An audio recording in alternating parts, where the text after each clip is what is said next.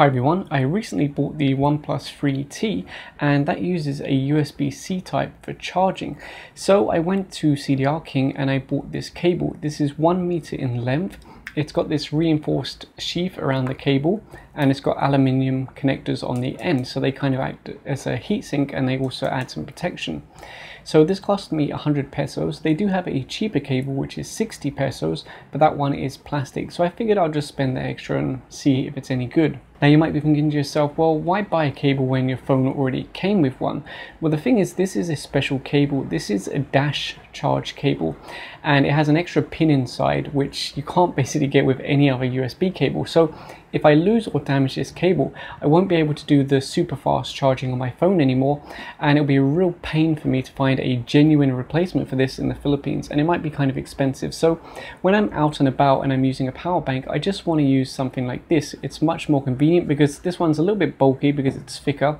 So I wanted something that's smaller and something that's not going to be the end of the world if I lose it or break it. Now, since I don't have a power bank that's capable of dash charging anyway, there's really not much difference if I use the official one or if I use a generic cable. So we are going to test this one from CDRKING today, but we're also going to put it up against this one from Tronsmart. This is also a USB-C type.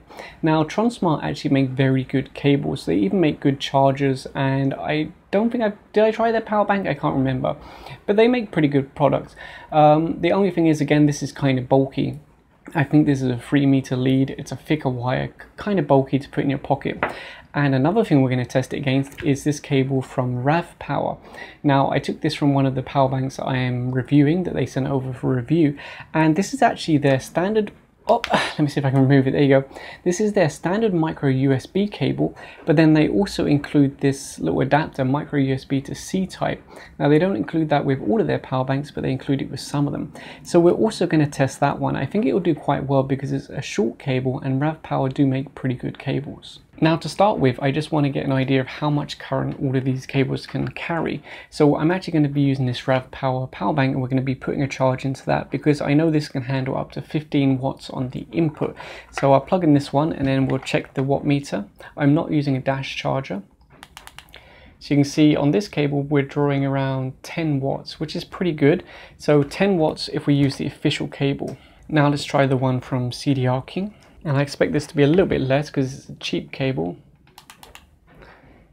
And there you go, around 8.3 watts. So it can't handle as much current as the original cable, but 8.3 watts is still okay. I'm not too worried about super fast charging when I'm outside of the home, as long as it's reasonable, and 8.5 watts is okay.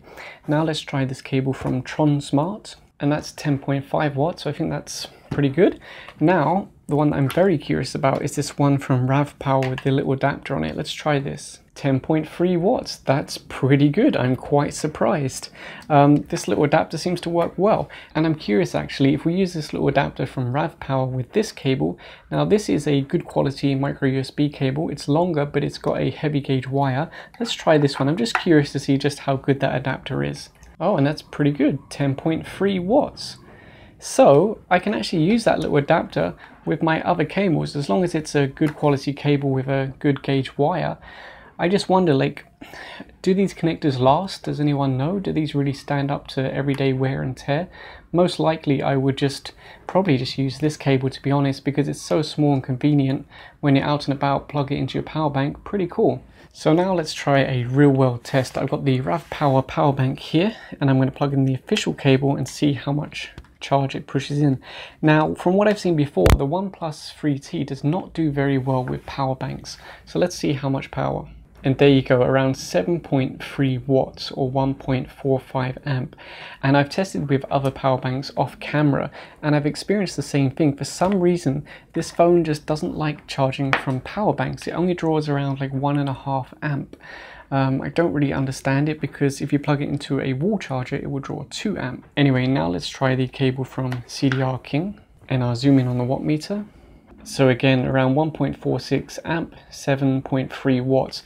So to be honest, it doesn't actually matter if we use like a really good quality cable or just an okay quality cable, because this phone doesn't like to draw too much power from a power bank anyway. It only draws like 1.5 amp, even though it could do 2 amp. That's something I don't really understand, but it seems specific to this phone. But yeah, what do you get with this CDRKING cable?